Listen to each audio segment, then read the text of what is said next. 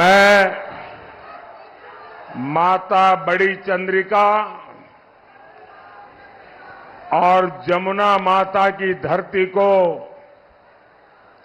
श्रद्धापूर्वक प्रणाम करता हूं। मैं रानी लक्ष्मीबाई की कर्मभूमि बुंदेलखंड को नमन करता हूं। बुंदेलखंड के लोग राष्ट्रहित के लिए सबसे आगे खड़े होने वाले लोग हैं। जिसको 4 जून का नतीजा जानना हो वो बुंदेलखंड में ये दृश्य देख लें।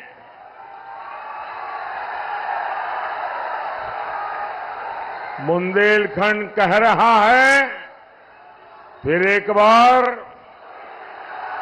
फिर एक बार, फिर एक बार। साथियों, यहां आप सबके बीच आने से पहले मैंने स्वामी ब्रह्मानंद जी को भी प्रणाम किया।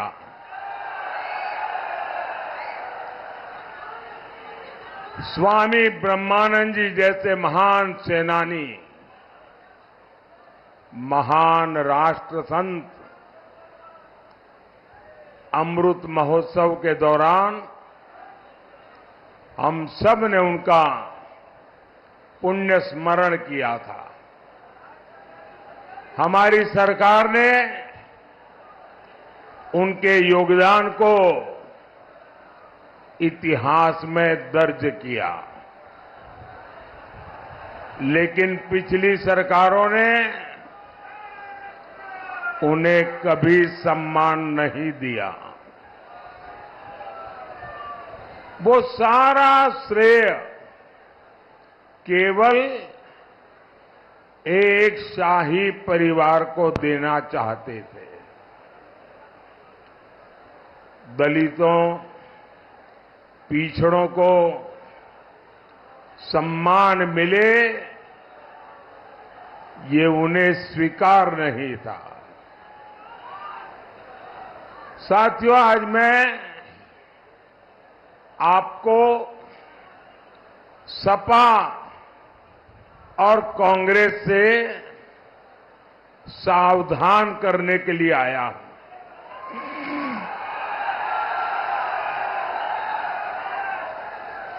सपा कांग्रेस केवल आपका वोट तो ले लेते हैं, लेकिन ये लोग सरकार में आते हैं तो सौगात किसको बांटते हैं?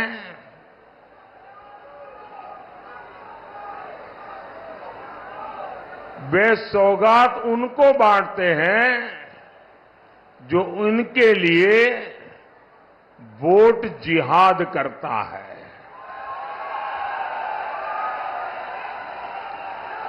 ये फोटो वाले सब फोटो नीचे रख दो और अपने हाथ नीचे करके आराम से बैठो। पीछे लोग डिस्टर्ब हो रहे हैं।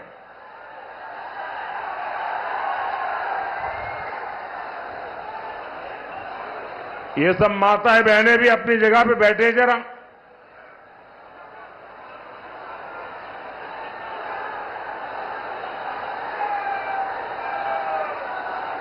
ये आप लोग जगह कब्जा करते हैं, पीछे वाले परेशान होते हैं भाई।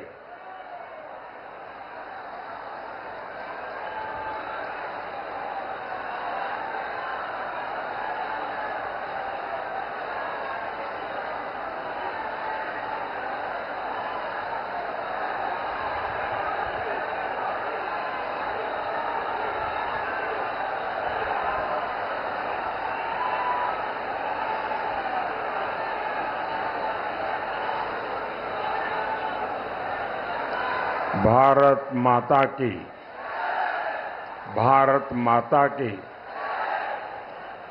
भाइयों बहनों, इस बार तो सपा कांग्रेस ने चुनाव से पहले ही इरादे साफ कर दिए हैं। कांग्रेस कह रही है कि वो सबकी संपत्ति की जांच कराएगी। फिर आपकी संपत्ति में से एक हिस्सा अपने जो वोट जिहाद करने वाली वोट बैंक है उन लोगों को दे देंगे।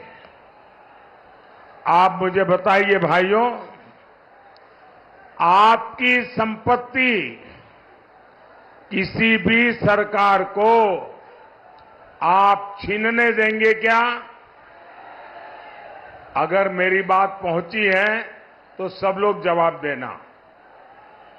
क्या किसी भी सरकार को आप अपनी संपत्ति छीनने देंगे क्या?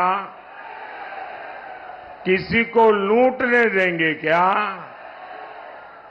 आपके माता पिता ने जो मेहनत करके कमाया है उस पर आपका अधिकार है कि नहीं है? वो आपको मिलना चाहिए कि नहीं मिलना चाहिए? लेकिन ये सपा कांग्रेस वाले अपने चुनावी मैनिफेस्टो में कह रहे हैं कि वो एक्सरे निकालेंगे। आपके पास कितनी जमीन है, आपका घर कितना बड़ा है, आपके पास कोई गहने हैं क्या, आपका मंगलसूत्र कहां पड़ा है, और फिर आपकी जरूरत से ज्यादा जो भी है जिसके पास नहीं है वो वोट जिहाद वालों को बांट देंगे। क्या आपने अपने माता पिता की संपत्ति को बांटने देंगे क्या? आप फोटो निकालने में मशहूर हैं कि सुनते भी हैं? लग नहीं रहा है आप सुनते हैं। आपको फोटो में ज्यादा इंटरेस्ट है।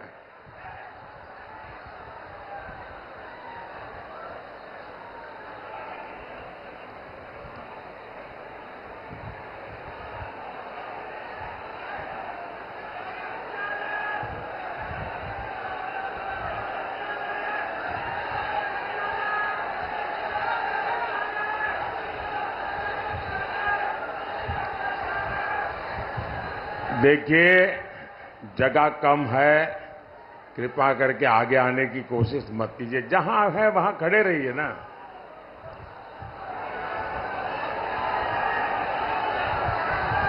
अगर आप इजाजत दें तो मैं बोलना शुरू करूं। आप इजाजत दें तो मैं बोलना शुरू करूं। साथियों, बाबा साहब आंबेडकर ने धर्म के आधार पर आरक्षण का घोर विरोध किया था और हमारी संविधान सभा ने भी तय किया था कि हमारे देश में कभी भी धर्म के आधार पर आरक्षण नहीं होगा। लेकिन जहां कांग्रेस सरकार है वहां ये लोग दलितों, पिछड़ों, उनका आरक्षण कम करके उसे भी मुसलमानों को देना उन्होंने शुरू कर दिया है।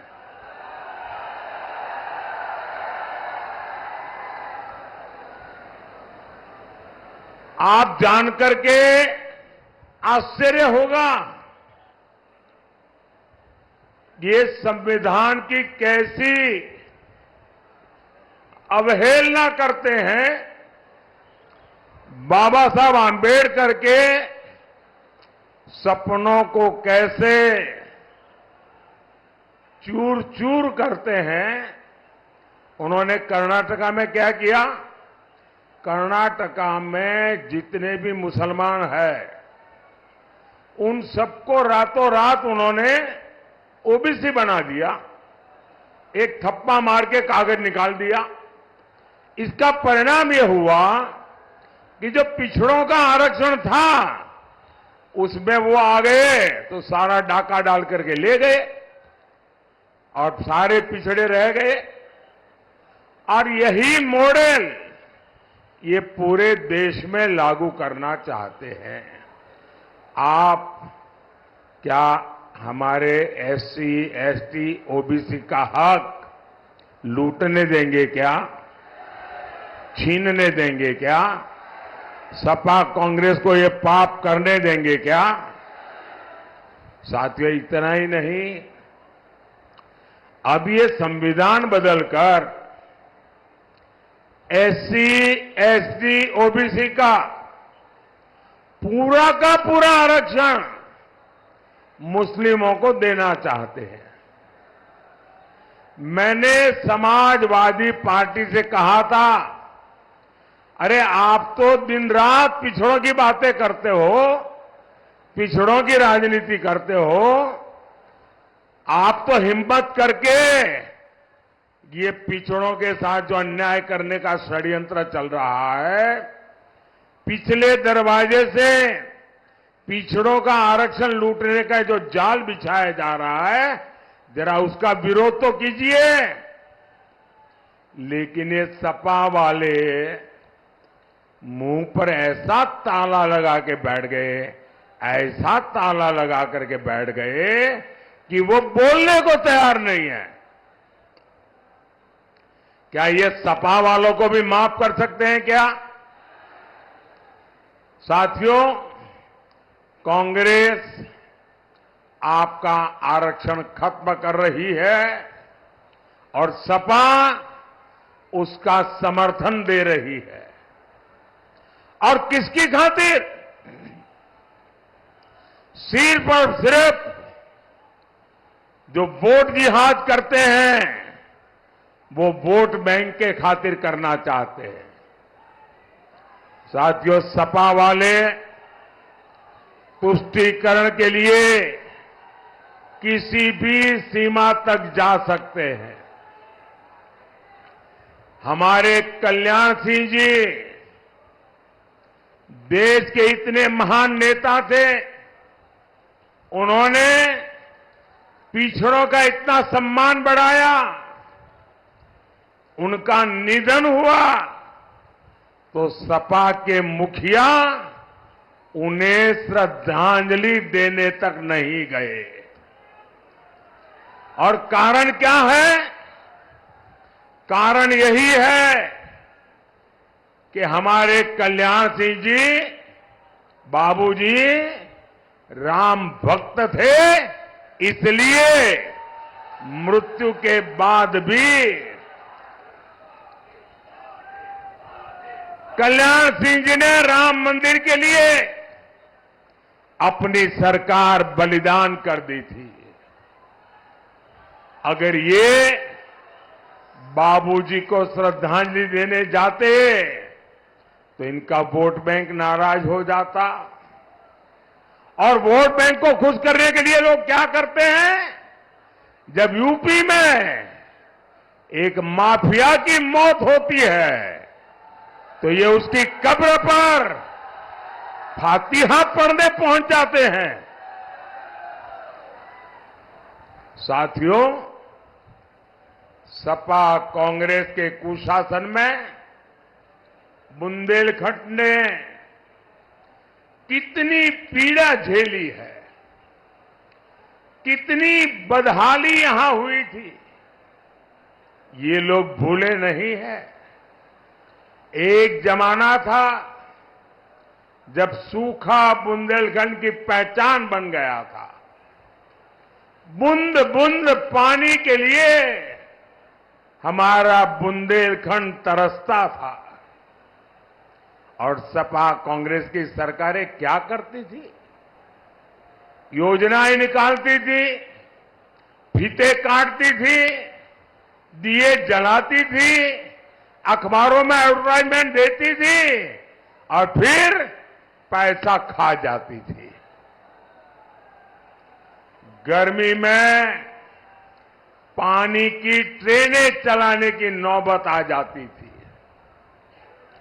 इतना ही नहीं, दुर्भाग्य तो वो था कि लोग स्टेशन पर जब ट्रेनें चलती थी, वहां पहुंच करके शौचालय में जो पानी आता है ट्रेन में, उसमें से भी पानी भर करके घर ले जाने के लिए एक दूसरे के साथ धक्का मुक्की करने की नौबत आती थी। आज जो नई पीढ़ी के लोग हैं, जो फर्स्ट टाइम वोटर है, शायद न उन्होंने ये देखा होगा न सुना होगा। मैंने बहुत सालों तक यहां संगठन का काम किया है। मैं आपके दर्द को जानता था और मेरे गुजरात में इस क्षेत्र के बहुत लोग रहते हैं, उनसे मेरा बड़ा निकट नाता है। वे जब यहां का वर्णन करते थे, आंख में से आंसू आ जाते थे। लेकिन सपा कांग्रेस ने यही हाल बना रखा था बुंदेलखंड का। साथियों, इन लोगों ने सूखे को, ये तो बुंदेलखंड की किस्मत है, हम क्या करें, हाथ ऊपर कर दिए थे। लेकिन साथियों,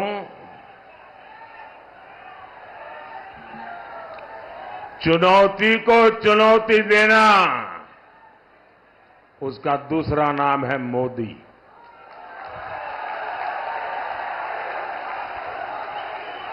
और चुनौती से जो टकराता है, वही तो मोदी कहलाता है।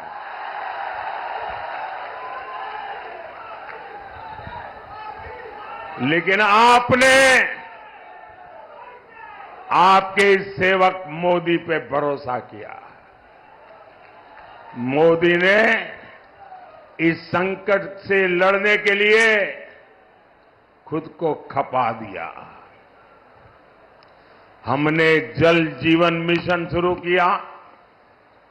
सिर्फ 5 साल में हमने 12 करोड़ से ज्यादा घरों तक नल से जल पहुंचाया है। हमने इस क्षेत्र में सैकड़ों की संख्या में पानी की टंकियां बनवाई है। आज इस क्षेत्र में 400 से ज्यादा गांवों में पानी पहुंच चुका है। करीब 2.25 लाख घरों में शुद्ध पानी के कनेक्शन दिए जा चुके हैं। मैं बुंदेलखंड में काम की रिपोर्ट लगातार लेता रहता हूं। जो समस्याएं बची हैं, उन पर भी काम चल रहा है। हमारी सरकार ने केन बेतवा लिंक परियोजना पर भी काम शुरू कर दिया है। और केन बेतवा लिंक कैनाल के लिए हमारी सरकार आपको पानी मिले, आपकी पानी की समस्या दूर हो, इसलिए मोदी, ये सरकार 40,000 करोड़ रुपए से ज्यादा खर्च कर रही है।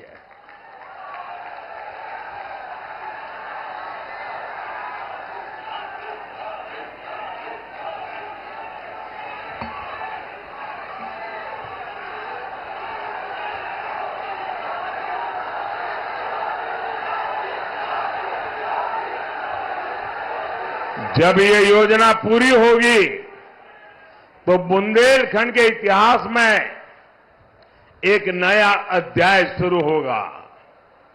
विकास को नए पंख लग जाएंगे। और याद रखिएगा, ये योजना सिर्फ और सिर्फ भाजपा ही पूरा कर सकती है। और इसलिए बुंदेलखंड के तेज विकास के लिए मैं आपके पास भाजपा को आशीर्वाद देने के लिए, मांग करने के लिए आया हूं। साथियों, पिछली सरकारों ने बुंदेलखंड के किसानों को आत्महत्या के लिए मजबूर किया था। आज मोदी ने हमीरपुर, झांसी और जालौन में किसान सम्मान निधि के 1,800 करोड़ रुपए, 1,800 करोड़ रुपए किसानों के खातों में जमा किए हैं। हमने जालौन और हमीरपुर में स्टोरेज फैसिलिटी बनाई है। यूरिया की जो बोरी दूसरे देशों में 3,000 की है, वो भाजपा सरकार आपको 300 रुपये से भी कम कीमत पर दे रही है। हम गरीबों को मुफ्त राशन, मुफ्त इलाज और पक्के मकान दे रहे हैं। और मोदी सिर्फ इतने पर ही नहीं रुका है। अगले 5 वर्षों में ये सुविधाएं हर गरीब तक पहुंचेगी।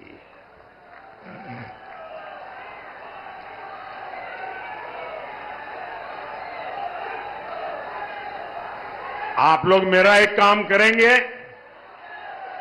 अगर आप सबके सब हाथ ऊपर करके बताते हैं तो फिर मैं बोलूंगा। क्या आप मेरा एक काम करेंगे? आप मेरा एक काम करेंगे? आप मेरा एक काम करेंगे? आप गांव-गांव जाते होंगे, अलग अलग बस्तियों में जाते होंगे। अगर कहीं पर भी आपको इक्का दुक्का ऐसे परिवार मिल जाए जिनके पास पक्का घर नहीं है, वो झोपड़ी में रहते हैं, कच्चे घर में रहते हैं, कोई ऐसे परिवार जिनको गैस का कनेक्शन नहीं मिला है, तो मेरी तरफ से मैं आपको कहता हूं, आप उनका नाम पता लिख करके मुझे भेज दीजिए।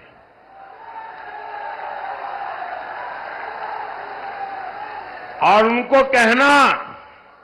उनको कहना कि मोदी जी हमीरपुर आए थे और मोदी जी ने गारंटी दी है कि 4 जून के बाद जब नई सरकार बनेगी तो आपका मकान भी बनेगा।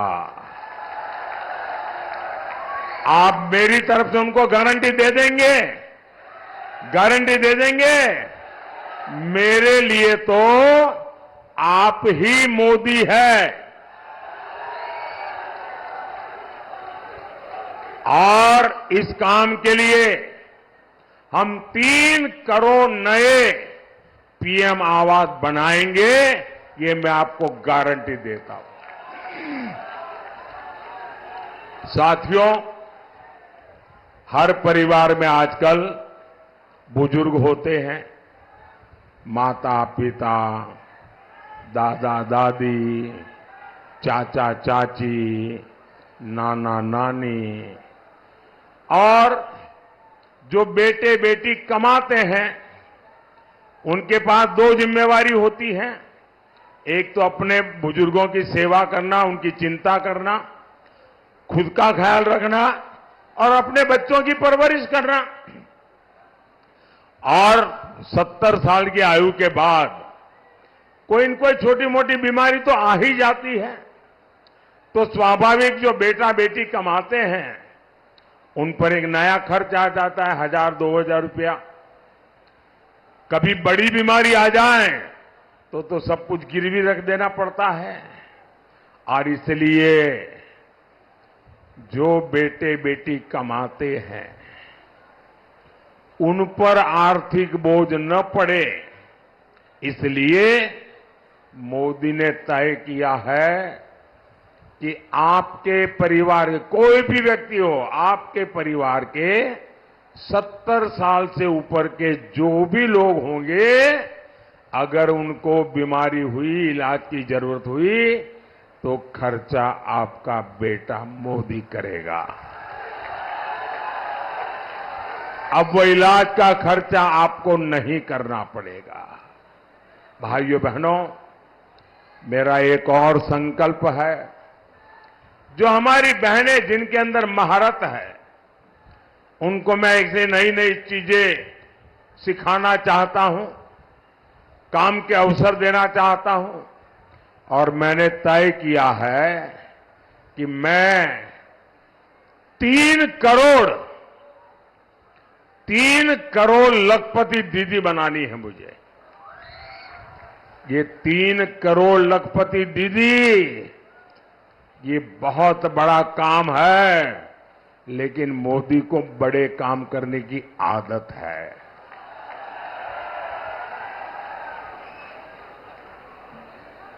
और ये मोदी की गारंटी है, और इसके लिए मुझे आपके आशीर्वाद चाहिए। साथियों, पिछली सरकारें कहती थी बुंदेलखंड तो बिहड़ है, बिहड़, वहां कौन जाएगा? मैं कहता हूं, बुंदेलखंड वीरता और विकास की धरती है। और वो कहते थे कौन जाएगा, मैं कहता हूं कौन नहीं आएगा। आज बुंदेलखंड एक्सप्रेसवे यहां विकास को रफ्तार दे रहा है।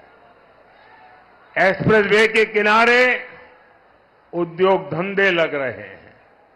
हमीरपुर में बड़ी बड़ी कंपनियां आ रही है। सुमेरपुर में सीमेंट फैक्ट्री भी लगी है। भाजपा सरकार देश में 2 डिफेंस कॉरिडोर बना रही है। मोदी ने तय किया, एक डिफेंस कॉरिडोर वीरों की धरती बुंदेलखंड में बनेगा। हमारा प्रयास है कि युवाओं को बुंदेलखंड छोड़ करके जाना न पड़े। हमारा संकल्प है बुंदेलखंड उद्योग और रोजगार का केंद्र बने। साथियों, आज आल्हा उदल की धरती से मैं एक और प्रश्न पूछना चाहता हूं। आप मुझे बताइए, राष्ट्र का स्वाभिमान, इस मिट्टी का सम्मान कुछ इससे भी ऊपर हो सकता है क्या? हो सकता है क्या? मोदी ने कश्मीर से 370 हटाई।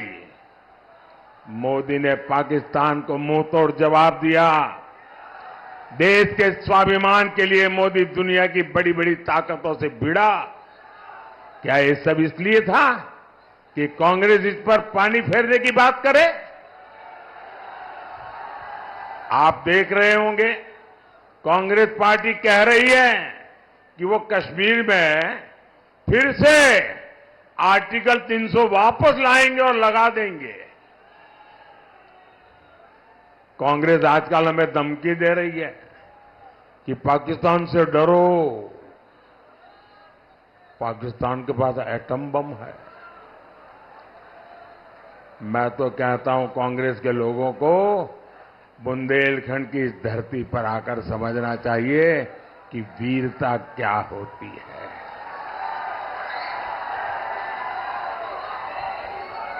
आप मुझे बताइए, हम पाकिस्तान को घर में घुसकर मारकर आए थे कि नहीं आए थे? पाकिस्तान ने फिर कभी मुंह उठाने की हिम्मत की क्या? पाकिस्तान के पास परमाणु बम है।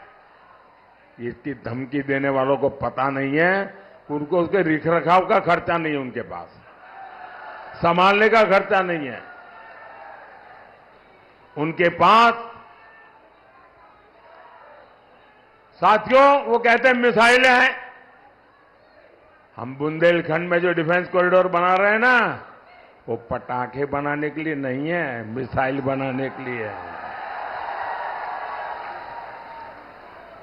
पाकिस्तान का डर दिखाकर वोट मांगने वालों को आप वोट देंगे क्या?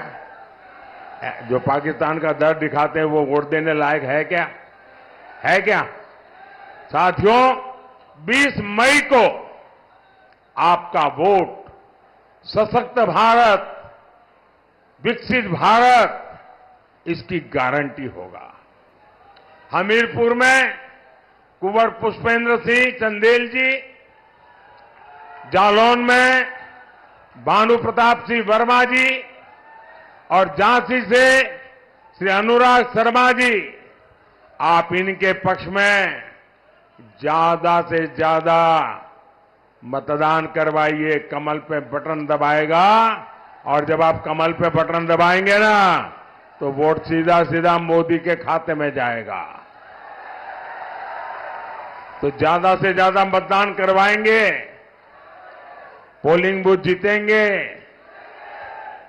10 बजे से पहले मतदान हो जाए ऐसा करेंगे। पहले मतदान फिर जलपान, मेरी बात मानेंगे? अच्छा, मेरा एक और काम करेंगे। कमाल है यार, मैंने मेरा काम कहा तो ठंडे पड़ गए। मेरा एक काम करेंगे, सबके सब जरा हाथ ऊपर करके बताओ तो मैं बताऊं। करने वाले हैं तो वही हाथ ऊंचे करे, फालतू में हाथ ऊपर मत कीजिए। करेंगे?